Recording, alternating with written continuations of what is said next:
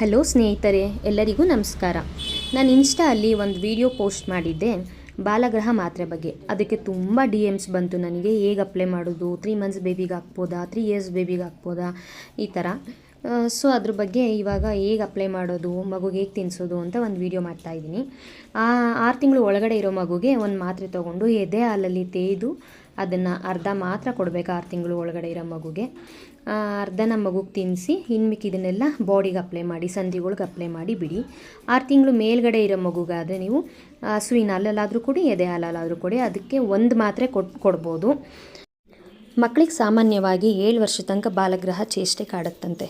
ಇದು ನಮ್ಮ ಅಜ್ಜಿಯವರೆಲ್ಲ ಹೇಳ್ತಿದ್ದು. ಸೊ ಹಾಗಾಗಿ ನೀವು 7 ವರ್ಷ ತನಕ ಇದನ್ನು ಯೂಸ್ ಮಾಡ್ಬೋದು. ಮತ್ತು ಕೆಮ್ಮು, ಶೀತ, ಅಮಾವಾಸ್ಯೆ, ಹುಣ್ಣಿಮೆ ಈ ಥರ ಟೈಮಲ್ಲೇ ಯೂಸ್ ಮಾಡಿ ನೀವು, ಏನು ಪ್ರಾಬ್ಲಮ್ ಇಲ್ಲ. ಮತ್ತು ಇದು ಬಜೆ ಜಾಯ್ಕಾಯಿ ಸಿಗೋ ಶಾಪಲ್ಲಿ ಸಿಗುತ್ತೆ. ನಾನು ಆಲ್ರೆಡಿ ಹೇಳಿದ್ದೀನಿ ನಿಮಗೆ. ಎಲ್ಲರಿಗೂ ಈ ವಿಡಿಯೋ ಇಷ್ಟ ಆಗಿದೆ ಅಂತ ಅಂದ್ಕೋತೀನಿ. ಯಾರ್ಯಾರಿಗೆಲ್ಲ ಈ ಮಾಹಿತಿ ಇಷ್ಟ ಆಗಿದೆ ದಯವಿಟ್ಟು ಲೈಕ್ ಮಾಡಿ ಮತ್ತು ಫಾಲೋ ಮಾಡೋದನ್ನು ಮರಿಬೇಡಿ. ಹೀಗೆ ಸಪೋರ್ಟ್ ಮಾಡ್ತಾಯಿರಿ. Thank you all.